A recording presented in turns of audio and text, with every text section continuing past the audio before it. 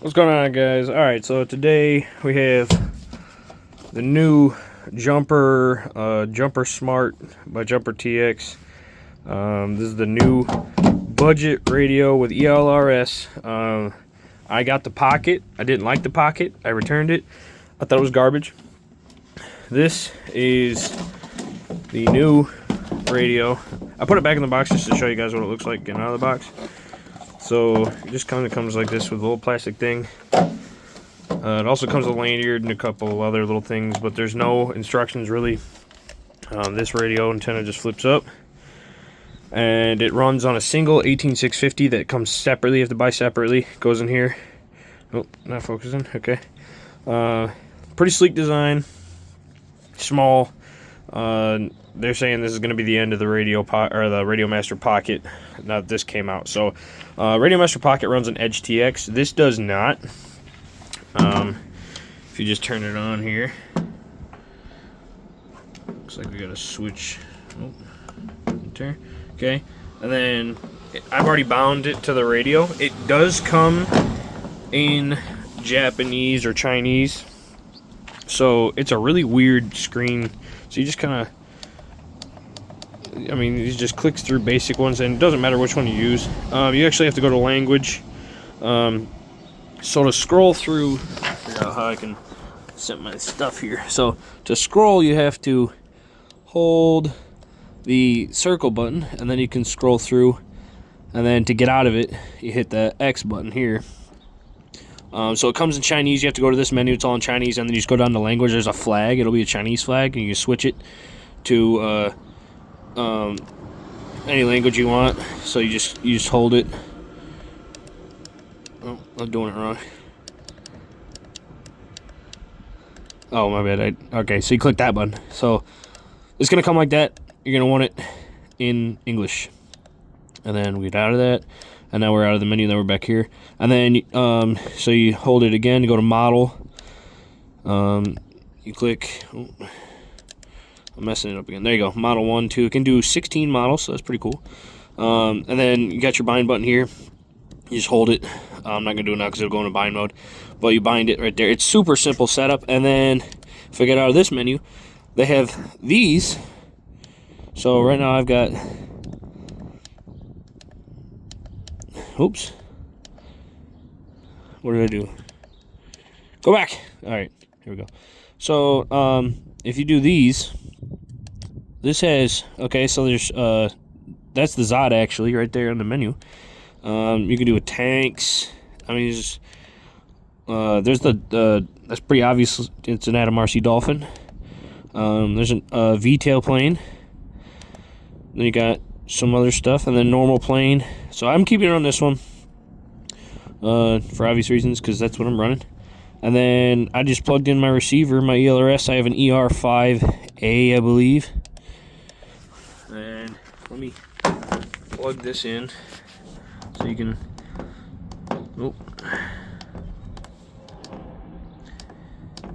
back to the main screen. Plug this in real quick. Hold on a second. Alright, I just plugged it in. It's going to take a second to connect. That's the only thing I noticed, is this takes a little bit longer to connect. It's not instantaneous. But everything works as it should. And then I'm not going to hit the throttle for obvious reasons. So the reason I got this, though, is because my other controller, which I have the FlySky FSI 6S, which I like because it's super simple, really simple interface. So I like that a lot. I'm going to unplug this real quick. Hold on. So I really like the FlySky just because it's simplicity and it's easy use, and it's pretty affordable. This was about the same price. Okay, so this is like 70 bucks, I think, 60, 70 bucks. It doesn't come with a receiver. The FlySky does, but the receivers, if you get extra ones, they're 20 bucks for the FlySky, and they're roughly 20, 25 bucks for the elrs receiver. So super cheap. With my FlySky, if I were to fly my plane with the FlySky from here to, we'll say, to that road over there, I'm like halfway to my range. That's it. That dead end all the way over there's a dead end sign way over there, right there in the middle of the road.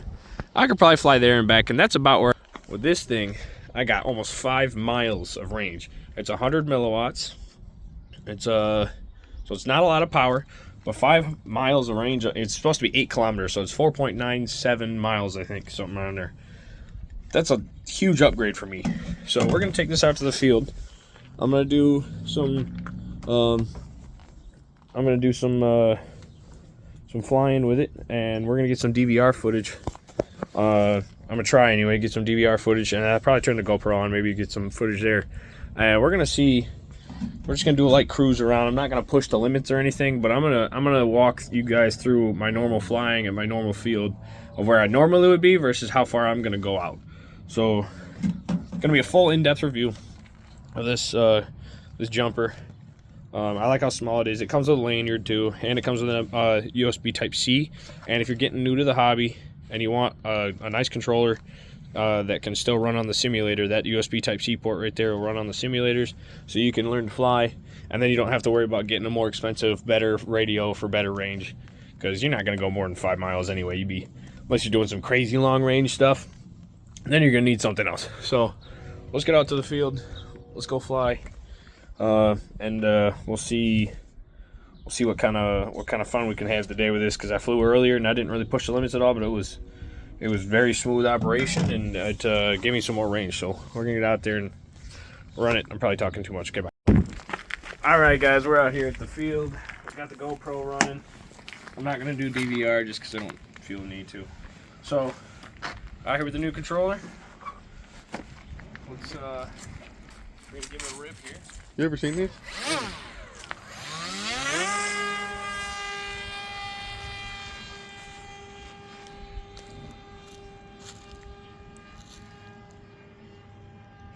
Alright, so I had to put a different motor on.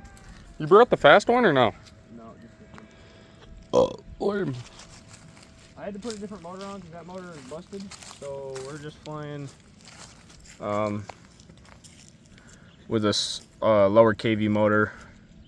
So she's not going to be as fast, unfortunately. Okay, so I am pretty far. You guys are going to be looking at the GoPro footage, obviously, so.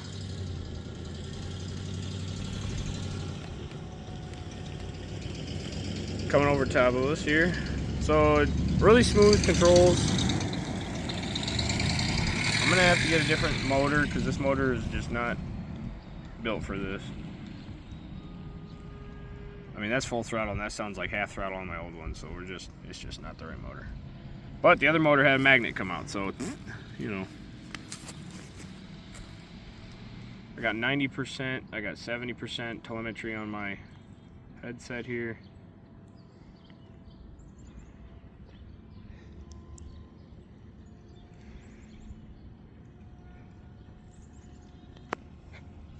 We're pretty far out there, 50% telemetry. I'm coming back.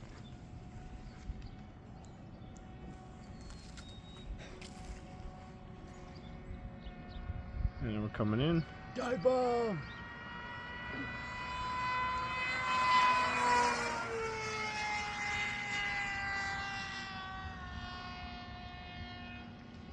So cool.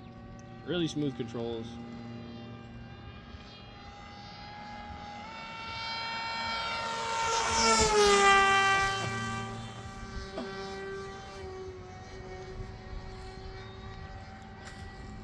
Yeah, it's a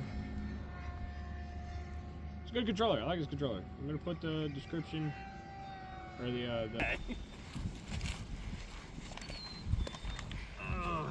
yeah, that's happened before. Just glue it back in. No My pants fell down. There we go. So funny, Travis.